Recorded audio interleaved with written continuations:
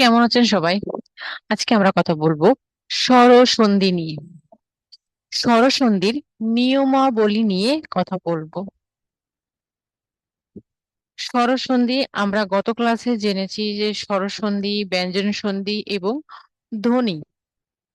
ধ্বনি নিয়ে, ধ্বনি কি, কাকে বলে, এটা নিয়ে আমরা দেখেছি। তো আজকে আমরা দেখব যে স্বরসন্ধির নিয়মাবলী।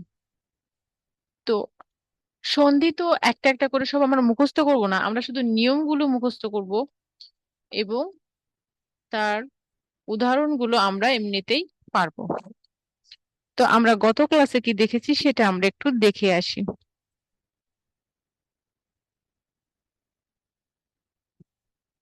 আমরা দেখেছি যে সন্ধি কাকে বলে, কি কি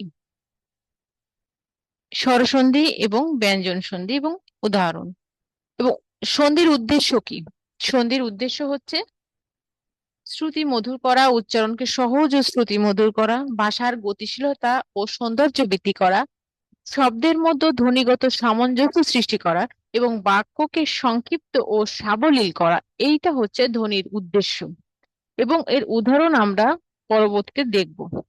এই যে এখানে উদাহরণ সহ সংজ্ঞা দেওয়া আছে, স্বরসন্ধি, ব্যঞ্জন সন্ধি এবং বিসর্গ সন্ধি। তা সন্ধি প্রধানত তিন প্রকার। স্বরসন্ধি, যে দুইটি স্বরধ্বনির মিলনে যে সন্ধি হয় তাকে স্বরসন্ধি বলে। স্বরধ্বনি, স্বরধ্বনি কি? স্বরধ্বনি হচ্ছে অ, আ, রস্বই দীর্ঘই, রস্য দীর্ঘ, রি, এ, ওই, ও, ও।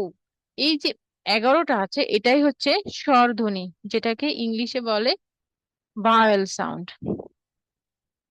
আর ব্যঞ্জন ধ্বনি হচ্ছে কনসোন্যান্ট সাউন্ড।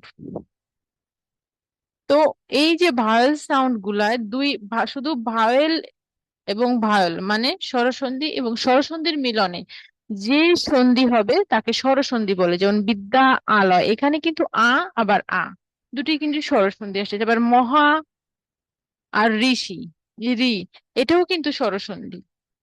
আবার হিম, অ, আর আলয়, আ, এই দুইটাই কিন্তু স্বরসন্ধি, এই জন্য এটাকে স্বরসন্ধি বলে। আবার এই যে ব্যঞ্জন সন্ধি, ব্যঞ্জন সন্ধির মিলন বা মানে ব্যঞ্জন ধ্বনির মিলন বা পরিবর্তনের ফলে বা স্বর ধ্বনি এবং ব্যঞ্জন ধ্বনির মিলনকেও ব্যঞ্জন সন্ধি বলে। দিক যোগ অন্ত, দিক যোগ অন্ত, সৎ যোগ জন, সজ্জন, নাথ, জগন্নাথ। তারপর আমরা দেখি যে বিসর্গ সন্ধি। বিসর্গ সন্ধির সংজ্ঞাটা, যে বিসর্গের পরিবর্তন বা লোপের মাধ্যমে যে সন্ধি হয়, লোপ মানে বাদ, যে সন্ধি হয় তাকে বিসর্গ সন্ধি বলে। দেখুন এখানে কিন্তু বিসর্গ বাদ যাচ্ছে। নম যোগ কার, এখানে বিসর্গ নমস্কার, বিসর্গটা বাদ গেল। একইভাবে বিসর্গ বাদ গেল। তারপর প্লাস তাপ, মনস্তাপ। বহির্দেশ, বহির্দেশ, এখানে বিসর্গ বাদ যাচ্ছে। এটা বিসর্গ সন্ধি। আমরা কিন্তু ক্যামব্রিজের যে পরীক্ষাগুলো আমরা দেখেছি, তো সেখানে আপনারা পাবেন যে এইরকম, মানে আপনাদের উদাহরণ প্রথমে এরকম ভাগ করে দেওয়া থাকবে, আবার আনসার করতে হবে, আবার অনেক সময় আনসার করা থাকবে আপনাদের, এবং এরকম ডিভাইড করতে হবে। তো আমরা দুটো পাশেই আমরা যাতে করতে পারি, সেজন্য আমরা কিন্তু একটা রুলস শিখবো, যাতে আমাদের মুখস্থ করতে না হয়। রুলসটা জানা থাকলে, বোঝা থাকলে আমরা যে কোনো সন্ধি সহজেই পারবো। তো আমরা পরবর্তীতে আজকে আমরা দেখবো যে স্বরসন্ধি রুলসটা কি।